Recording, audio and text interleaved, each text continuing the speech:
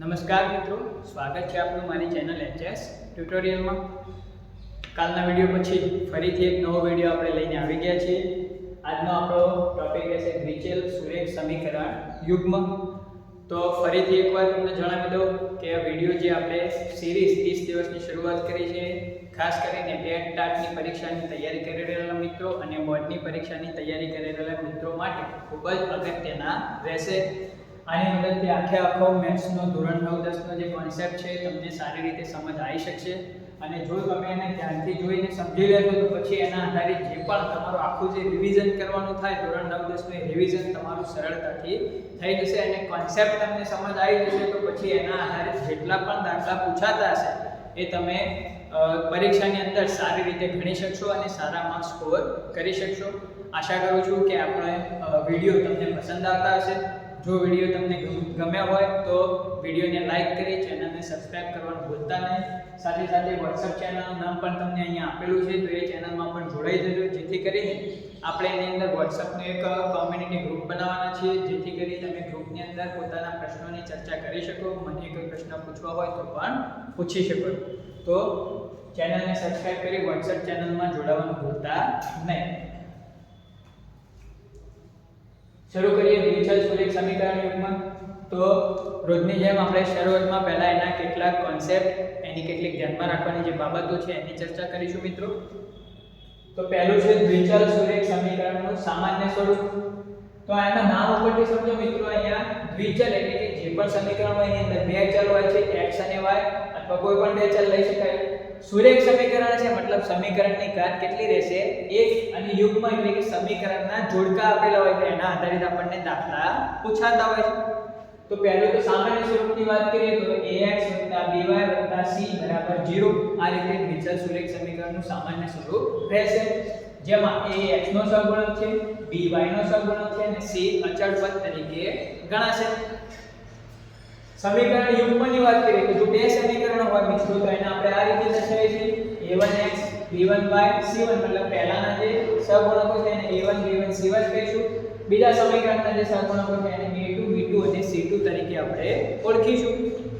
હવે આ જે સમીકરણો જોઈએ એના આધારે અહીંયા મેં એક સરળ મસ્ત કોષ્ટક બનાવેલું છે મિત્રો, જેની મદદથી તમને આની અંદરથી ઘણા બધા ટૂંકા પ્રશ્નો કવર થઈ જાય.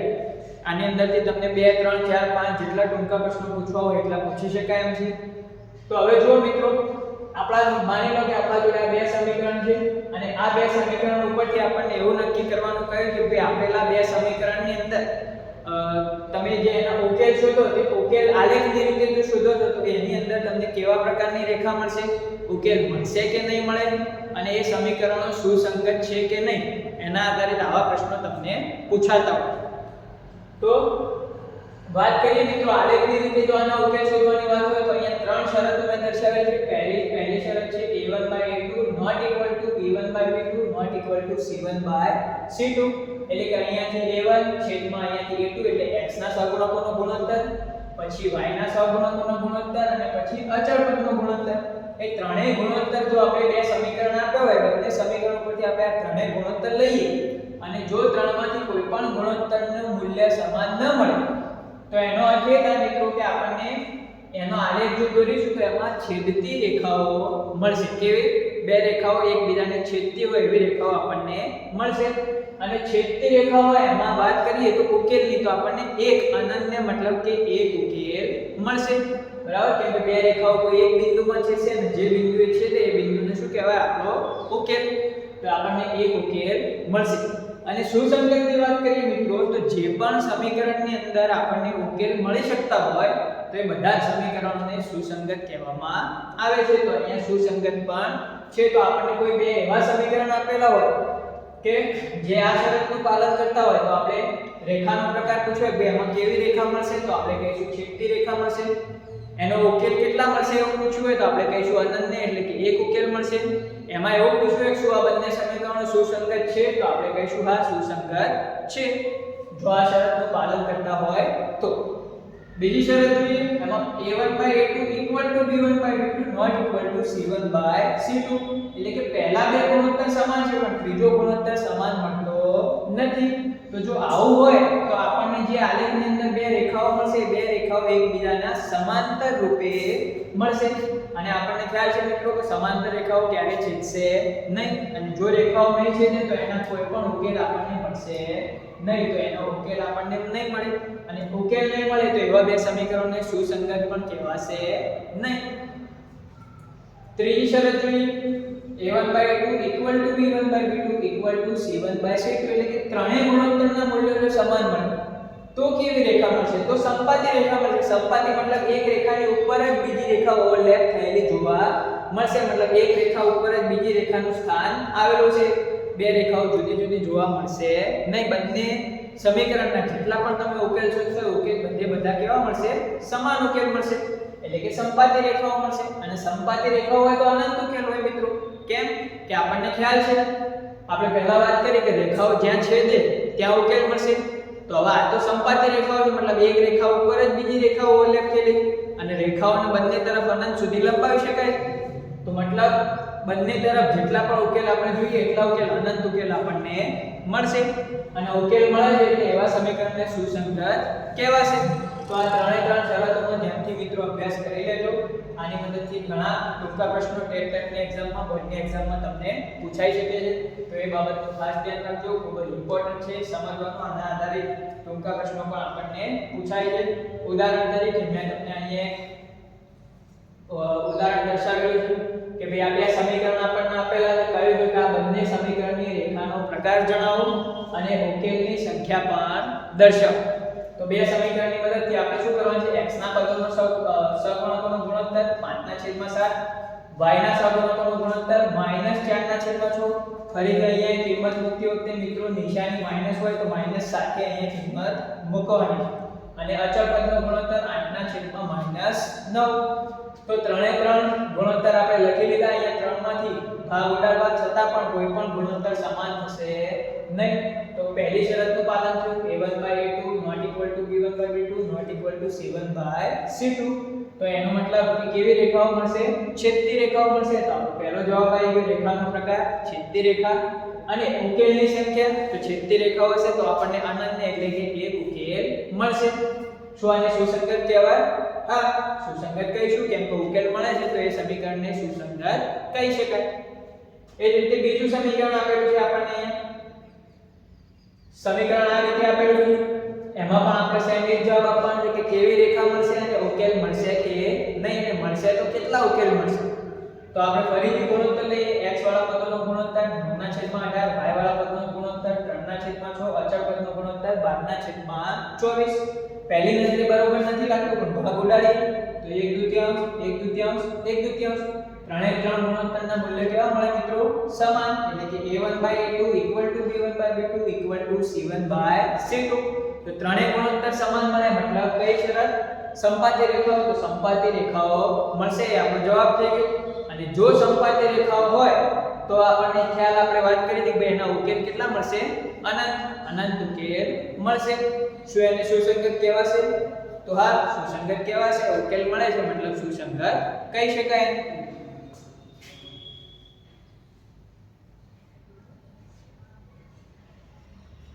હવે આજે કોન્સેપ્ટની વાત કરીએ એના આધારે કેટલાક દાખલાઓની વાત કરીએ મિત્રો આપણે. તો પહેલો દાખલો તમે જોઈ શકો છો કે ભાઈ કહે છે કે વિવેકે જોસેફને એક કોયડો પૂછ્યો. શું કર્યું? વિવેકે જોસેફને એક કોયડો પૂછ્યો કે બે સંખ્યાઓનો સરવાળો 14 અને તફાવત 4 હોય તો એમાંથી મોટી સંખ્યા કઈ? શું કહે છે એને? બે સંખ્યાઓનો સરવાળો કેટલો 14 અને તફાવત 4 હોય તો આપણે આવામાં શું કરવાનું છે? ધારી લઈએ ભાઈ ધારો કે મોટી સંખ્યા x અહીંયા બે ચલ ધારવાના છે નાની સંખ્યા y. તો આપણે મોટી સંખ્યા ધારી લીધી x નાની સંખ્યા કેટલી ધારી લીધી y. હવે આ જે શરતો આપેલી છે એના ઉપરથી સમીકરણ બનાવી દઈએ કે ભાઈ સરવાળો 14 બે સંખ્યાઓનો મતલબ x + y = 14. તફાવત ધન આપેલો છે મતલબ મોટી સંખ્યામાંથી નાની સંખ્યા બાદ કરવાની. તો x માંથી આપણે y બાદ કરીશું તો કેટલા મળશે 4. તો આપણને બે સમીકરણો મળી ગયા જે કન્ડિશન આપી કે એના ઉપરથી ભાઈ સરવાળો 14 છે અને તફાવત 4 છે તો સરવાળોનું સમીકરણ 14 તફાવતનું સમીકરણ બની ગયું 4. તો આ કામ થઈ ગયું. હવે સમીકરણ બન્યા પછી આપણે દ્વિચલ સુરેખ સમીકરણમાં ઉકેલ શોધવા માટે આપણા જોડે ઘણી બધી રીતો છે. આલેખની રીત છે, આદેશની રીત છે, લોભની રીત છે અને ચોકડી ગુણાકારની રીત છે. તમને એમાંથી જે પણ રીત ફાવતી હોય એ રીતે તમે ઉકેલ શોધી શકો છો. અહીં આપણે લોભની રીતનો ઉપયોગ કરીએ છીએ. બંને સમીકરણનો સીધો સરવાળો લઈ લીધો. કેમ કે અહીંયા y ની નિશાની પ્લસ અને માઈનસ હતી, સહગુણકો પણ સરખા છે. તો y ને જતા રહે, x x કેટલા થઈ ગયા 2x, 14 ને 4 કેટલા થઈ ગયા 18. તો 2x બરાબર 18, તો x બરાબર શું થશે? 2 ભાગાકારમાં થશે, 18 ના છેદમાં 2, તો x બરાબર 9. તો એક મળી ગયો આપણને, મોટી સંખ્યા 9 મળી ગઈ. તો આપણો જવાબ શું માંગ્યો? તો મોટી સંખ્યા કઈ? તો મોટી સંખ્યા આપણે x ધારી હતી, તો x નો જવાબ આપણને 9 મળી ગયો. કદાચ નાની પણ શોધવી હોય તો શું કરવાનું છે? આ બંને સમીકરણમાંથી કોઈ એકમાં x ની કિંમત મૂકી દો. જેમ કે અહીંયા x ની કિંમત મૂકીએ 9, તો y બરાબર શું થાય? 14 9, x પેલી બાજુ જશે તો માઈનસ થઈ જશે. તો y બરાબર 14 9, તો y ની કિંમત કેટલી મળી ગઈ? 5. તો આપણને બંને સંખ્યાઓ મળી ગઈ, મોટી સંખ્યા 9 અને નાની સંખ્યા 5. તો સરળતાથી આ રીતે તમે દાખલાનો જવાબ મેળવી શકો છો. બીજો દાખલો, આકૃતિમાં દર્શાવેલ લંબચોરસ પરથી x અને y ની કિંમત શોધો. તો અહીંયા જો મિત્રો આકૃતિમાં એક લંબચોરસ આપી છે a b c d. Basically આકૃતિ આપણને એ સમજવા આપે છે કે એની મદદથી આપણને બે સમીકરણ મળશે. કઈ રીતે? તો અહીંયા આ બાજુનું ab નું માપ આપે છે x y. તો આપણને ખબર છે કે ભાઈ લંબચોરસ જે હોય, લંબચોરસમાં સામસામેની બાજુના માપ કેવા હોય છે? સરખા. તો મતલબ x y બરાબર શું થશે? 30. તો આપણું એક સમીકરણ થશે. એ રીતે આ બંને બાજુના માપ પણ સમાન હશે, તો x y બરાબર કેટલા થશે? 14. તો બંને સમીકરણ મળી ગયા. ફરીથી આપણે બંનેનો લોપ લઈ લઈએ. તો બંને સમીકરણનો સરવાળો કરીએ તો x x 2x y y જતા રહે. 30 14 કેટલા થઈ ગયા? 44. તો 2x બરાબર 44. સાદુરૂપ આપીએ તો x બરાબર 44/2. તો x બરાબર કેટલા મળી ગયા? 22. y શોધવા માટે ફરીથી એ જ કામ. બંનેમાંથી કોઈ એક સમીકરણની અંદર x ની આ જે કિંમત મળી છે, કિંમત અહીંયા મૂકી દેવાની. ધારો કે આપણે પહેલા સમીકરણમાં x ની કિંમત મૂકીએ તો x અહીંયા પેલી બાજુ જશે તો માઈનસમાં જશે. તો y બરાબર શું થાય? 30 - x એટલે 30 - 22. તો y ની કિંમત કેટલી મળી ગઈ? 8. તો આકૃતિ આધારિત પ્રશ્ન છે, પણ સમજવાનું એટલું જ હતું આપણે કે અહીંયાથી બે સમીકરણ બને છે. આ પહેલું સમીકરણ સામસામેની બાજુના માપ સરખા, આ સામસામેની બાજુના માપ સરખા, એટલે બે સમીકરણ મળી જાય. તો બંને સમીકરણના રૂપની રીતે પછી એનો ઉકેલ મળી જશે.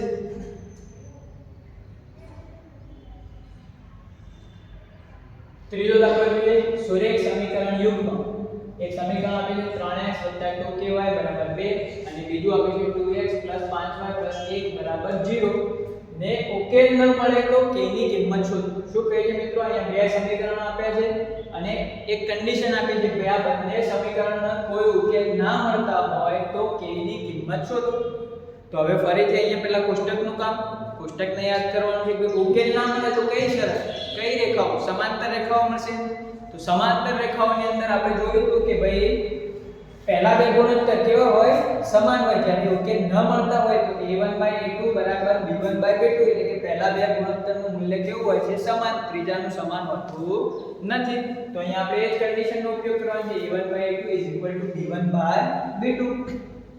અહીંયા સમીકરણ પરથી કિંમત મૂકીએ તો a1 x નો સહગુણક 3, અહીંયાથી a2 એટલે 2, b1 y નો સહગુણક એટલે અહીંયા કેટલો છે? 2k. તો અહીંયા 2k મૂકી દીધો. b2 અહીંયા y નો સહગુણક 5 છે, તો છેદમાં કેટલા મૂકી દીધા? 5.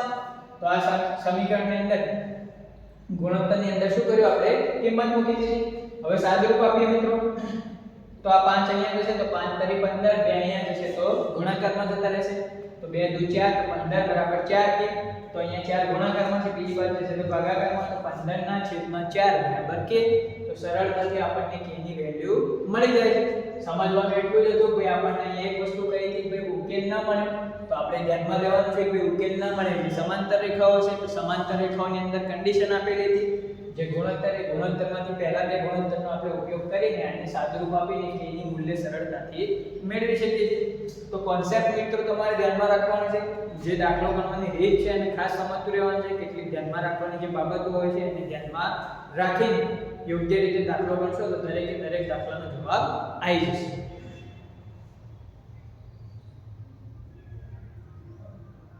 શું કહે છે? જો 3x 2y 5 અને 2x 3y 10 હોય તો x y ખાલી જગ્યા.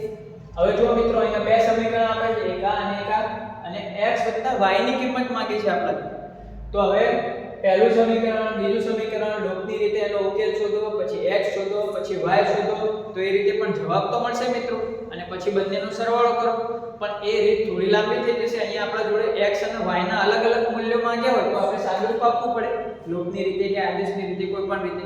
પણ અહીંયા આપણે અલગ અલગ જવાબ નથી માંગ્યા, આપણે શું જોઈએ છે? ફક્ત x y ની કિંમત જોઈએ. તો અહીંયા જુઓ, સિમ્પલ આપણે એક કામ કરીએ. પહેલું સમીકરણ મૂકી દીધું, બીજું સમીકરણ મૂકી દીધું, બંને સમીકરણનો સીધો શું લઈ લઈએ આપણે? સરવાળો. કેમ કે દાખલો આ પ્રકારના દાખલા 1-2 માર્ક્સમાં પૂછાય ત્યાં એટલી લાંબી મેથડ કરવામાં આપણો સમય બગડે. તો શું કરીએ જુઓ, બંનેનો સરવાળો લઈ લો. 3x 2x 5x, 3y 2y 5y, અને આનો સરવાળો કેટલો થઈ ગયો? 15. અહીં ધ્યાનથી જુઓ તો આ બંને ડાબી બાજુના જે પદો છે એમાંથી 5 કોમન નીકળે તો 5 કોમન કાઢી લીધા તો કૌંસમાં શું રહ્યું? x y બરાબર બીજી બાજુ 15. આ 5 ગુણાકારમાં છે, અહીંયા બીજી બાજુ ખસેડો તો ભાગાકારમાં થશે તો x y બરાબર 15 ના છેદમાં 5. તો x y કેટલા મળી ગયા? 3. અને આપણા જવાબમાં શું જોઈતું હતું? એ જ આપણા જોડે x કેટલો y કેટલો એ માંગ્યો નથી, આપણે સિમ્પલ x y નો સરવાળો શોધવાનો છે. તો પછી ત્યાં અહીંયા લોપ કરવાની કે બેસવાની જરૂર નથી. સિમ્પલ બંને સમીકરણનો સરવાળો લઈ લીધો, કોમન કાઢી સાદુરૂપ આપ્યું તો આપણને જવાબ મળી જાય છે.